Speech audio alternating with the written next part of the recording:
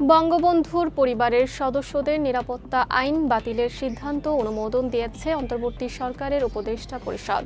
এই আইন বাতিল হলে বঙ্গবন্ধু পরিবারের আর কেউ বিশেষ কোনো নিরাপত্তা পাবেন না। বৃহস্পতিবার উপদেষ্টা পরিষদের বৈঠকে ভেটিং সাপেক্ষে চূড়ান্তভাবে আইনটি বাতিলের অনুমোদন দেওয়া হয়। জানানো হয়েছে, বিগত সরকারের সিদ্ধান্ত অনুযায়ী জাতির পিতার পরিবার সদস্যগণের নিরাপত্তা আইন 2009 প্রণয়ন ও জারি করা হয়েছিল।